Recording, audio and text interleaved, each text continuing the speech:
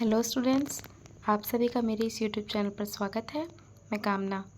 आज हम अपनी इस वीडियो के अंतर्गत टीजीटी, पीजीटी एवं असिस्टेंट प्रोफेसर परीक्षा हेतु कुछ महत्वपूर्ण प्रश्नों का अध्ययन करेंगे, जैसे राजनीति विज्ञान की परिभाषा एवं क्षेत्र से संबंधित प्रश्नों को हल करेंगे।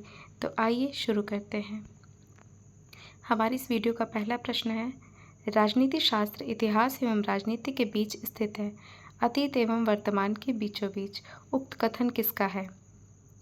ऑप्शंस हैं ए जेम्स प्राइस, बी पी पीजने, सी एलेक्सी डी टॉकविले या डी आइवर ब्राउन। तो हमारे इस प्रश्न का सही उत्तर होगा ए जेम्स ब्राइस। हमारा अगला प्रश्न है, अर्थशास्त्र का संबंध वस्तुओं से है जबकि राजनीति शास्त्र का लोगों से है। एक का लेना कीमतों से है तो दूसरों का मूल्यों से है। यह कथन किसका है? तो ऑप्शंस हैं A Hallowell, B R N Gilchrist, C I Brown या डी उपरोक्त में से कोई नहीं। तो हमारे इस प्रश्न का सही उत्तर होगा option number C I brown.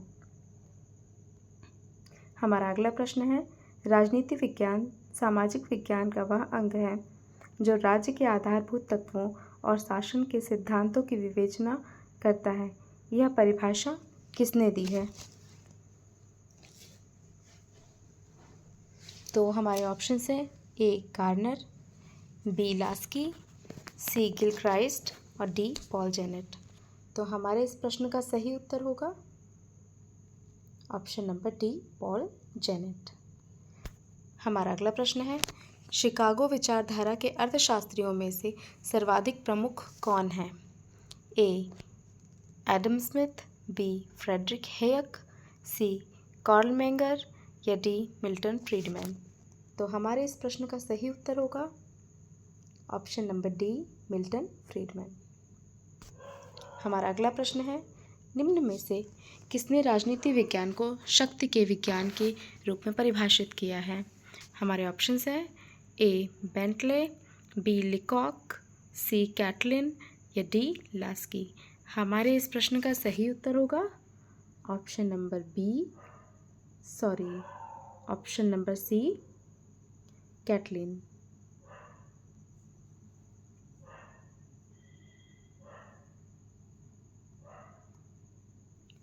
हमारा अगला प्रश्न है, राजनीतिक सिद्धांत के पतन के लिए निम्नलिखित में से कौन से कारक उत्तरदायी हैं? पहला इतिहासवाद, दूसरा प्रत्यक्षवाद, तीसरा नैतिक सापेक्षवाद या चौथा अति तथ्यात्मकतावाद। नीचे दिए गए कूट में से सही उत्तर को चुनिए। ऑप्शन नंबर ए केवल 1 और 2, ऑप्शन नंबर बी केवल 2 और 3, ऑप्शन नंबर सी केवल 1, 3 और 4 या ऑप्शन नंबर डी 1, 2, 3, 4। तो हमारे इस प्रश्न का सही उत्तर होगा ऑप्शन नंबर डी, यानी कि ये सभी कारण राजनीतिक सिद्धांत के पतन के उत्तरदायी कारक हैं।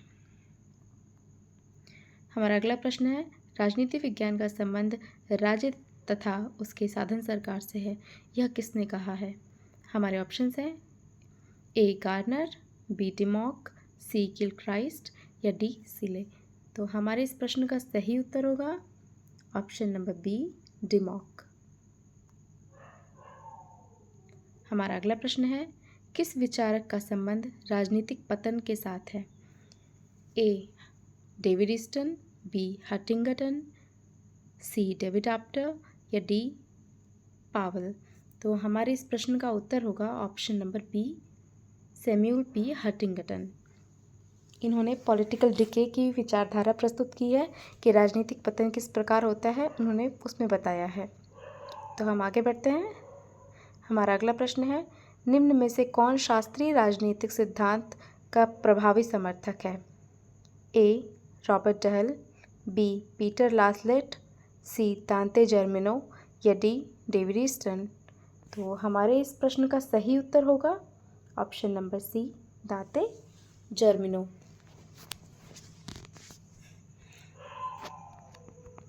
हमारा अगला प्रश्न है, यूनेस्को ने राजनीतिक विज्ञान का क्षेत्र कब निर्धारित किया था? तो हमारे ऑप्शंस हैं ए 1948 में, बी 1949 में, सी 1950 में या डी 1951 में। तो हमारे इस प्रश्न का सही उत्तर होगा ऑप्शन नंबर ए 1948 में। हमारा अगला प्रश्न है, राजनीतिक विज्ञान के अंतर्गत राज्य तथा सरकार का अध्ययन किया जाता है। राजनीतिक विज्ञान की यह परिभाषा किस विचारक ने दी है? तो हमारे ऑप्शंस हैं option number A Garner, B Seeley, C Garrell या डी गिलक्राइस्ट। तो हमारे इस प्रश्न का सही उत्तर होगा ऑप्शन नंबर डी गिलक्राइस्ट।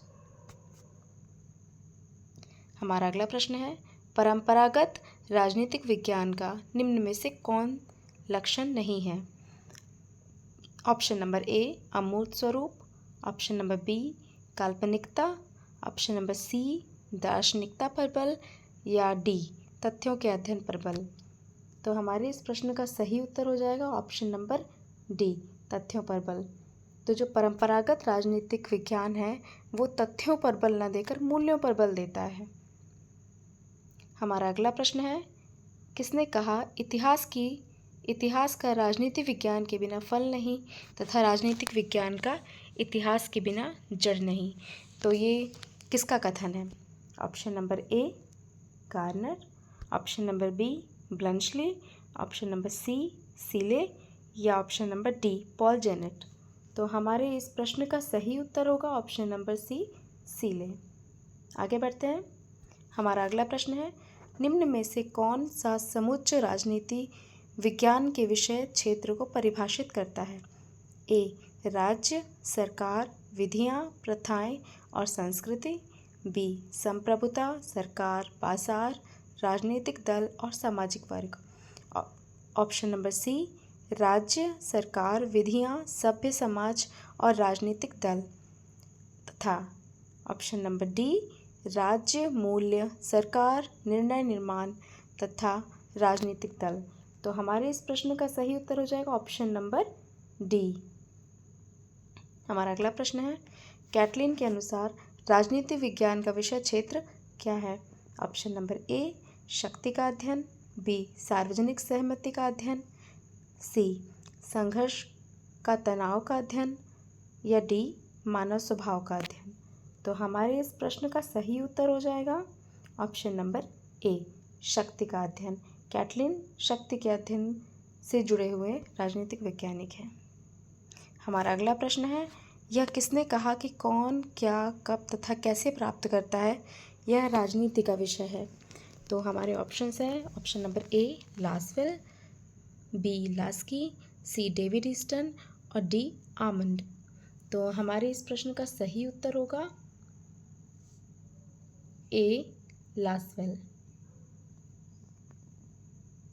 हमारा अगला प्रश्न है, राजनीति मानव समुदाय द्वारा अपनी समस्याओं को निपटने की प्रक्रिया है। यह किसने कहा है? ऑप्शन नंबर ए अरस्तु, बी हेराल्ड लासवेल, सी गैटल या डी हर्बर्ट जे स्पैरो। तो हमारे इस प्रश्न का सही उत्तर हो जाएगा हेराल्ड लासवेल। हमारा अगला प्रश्न है, राजनीति विज्ञान समाजशास्त्र का वह भाग है जिसमें राज्य के आधार तथा सरकार के सिद्धांतों पर विचार किया जाता है। यह किसका कथन है? Option number A Seeley, option number B Leacock, option number C Paul Janet या ऑप्शन नंबर डी ब्लंशली। तो हमारे इस प्रश्न का सही उत्तर हो जाएगा option number C Paul Janet. हमारा इस वीडियो का यह अंतिम प्रश्न है, निम्न चिंतकों में से किसने राजनीति विज्ञान को प्रमुख विज्ञान मास्टर साइंस कहा है? तो इसके ऑप्शंस हैं ए प्लेटो, बी अरस्तु, सी पॉल जेनेट या डी लास्की। तो हमारे इस प्रश्न का सही उत्तर हो जाएगा ऑप्शन नंबर बी अरस्तु। तो इसी के साथ हमारी वीडियो समाप्त होती है। Thank you.